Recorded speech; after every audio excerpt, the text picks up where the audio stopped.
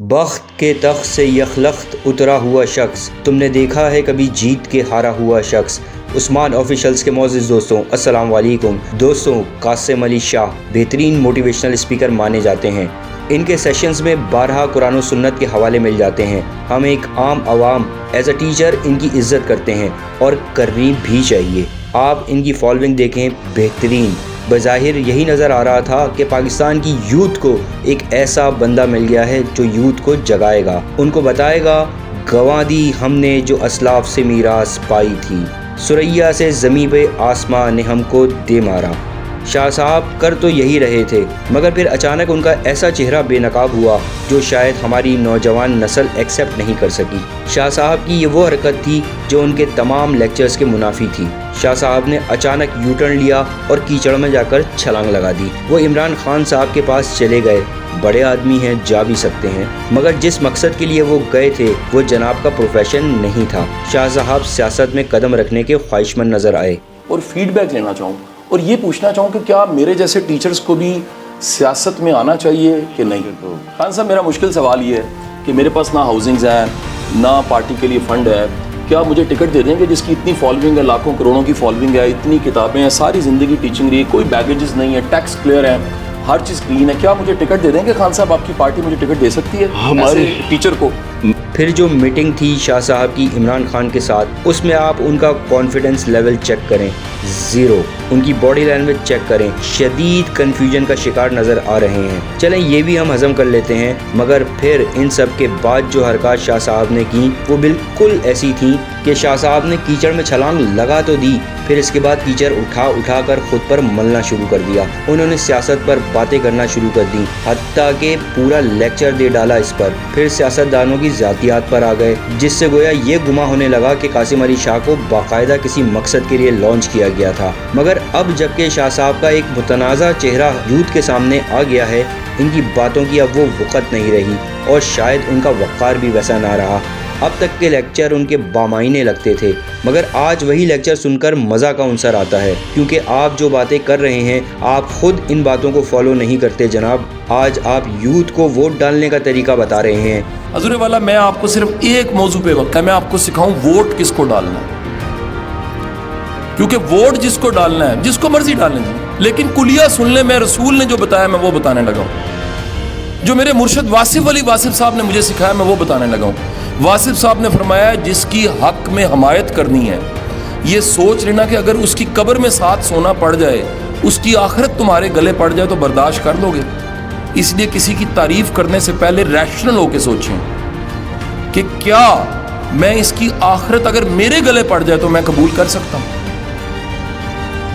تو سر، آپ کا ویژن یہ اگلے الیکشن اور گلی ٹھیک کرانا اور نوکری ملنا یہ پولیٹیشین سے نہیں ہونا چاہیے۔ آپ کا ایک ووٹ ڈالتے نظر آخرت پہ ہونی چاہیے۔ اگر آپ کا یہ یقین اور ایمان ہے، یہ کردار میں، اخلاق میں، رویے میں مجھ سے بہتر ہے، تو آپ کو ووٹ ڈال دینا چاہیے۔ کہ ووٹ ڈالتے وقت آپ کی نگاہ آخرت پر ہونی چاہیے۔ جب آپ ٹکٹ کا خواب لے کر عمران خان اور شہباز شریف کے پاس گئے تھے تو آپ کی نگاہ کہاں تھی؟ آپ نے شہباز شریف کی تعریفوں کے انبار لگا دیے۔ کیا آپ کو نہیں معلوم کہ آج پاکستان کا وزیر اعظم کون ہے اور پاکستان کس حال میں کھڑا ہے؟ شاہ صاحب نے کہا شہباز شریف فلیکسیبل انسان ہے۔ دیکھیے، اصل میں جو میں نے فلیکسیبلٹی دیکھی ہے وہ میاں شہباز شریف صاحب نے زیادہ دیکھی ہے، اور جو میں نے ایک متانت اور گہرائی دیکھی ہے وہ میں نے پرویز الہی صاحب نے زیادہ دیکھی ہے، اور خان صاحب میں جہاں بہت سی خوبیاں بھی ہیں لیکن میں نے ریجیڈیٹی دیکھی ہے، وہ بہت زیادہ فکس ہیں، اور وہ میرا خیال ہے کہ وہ فیصلے جو قیامت کے روز ہونے ہیں، میرا خیال ہے کہ خان صاحب فکس کر چکے ہیں کہ سارے فیصلے ہم نے دنیا میں کر رہے ہیں۔ اب میرا سوال ہے، آپ کا کوئی پرسنل بینیفٹ ہے جس میں شہباز شریف صاحب نے فلیکسیبلٹی دکھائی ہے؟ شاہ صاحب تو خود موٹیویشنل اسپیکر ہیں اور ہمیشہ سے ویژن کی بات کرتے رہے ہیں، تو اب تک تو شاہ صاحب کو شہباز شریف اور اپنا ویژن قوم کے سامنے رکھ دینا چاہیے تھا۔ مزے کی بات یہ ہے کہ شاہ صاحب سیاست کے سمندر کے نئے تیراک بننا چاہتے ہیں۔ تعریف شہباز شریف کی اور جملے عمران خان کے کہ ہمیں ایک قوم بننا چاہیے، جو قائد اعظم کا خواب تھا۔ فی الحال جو منظر نظر آ رہا ہے، شاہ صاحب کو اینٹی عمران ایجنڈے پر کام کرنے کے لیے لانچ کیا گیا ہے۔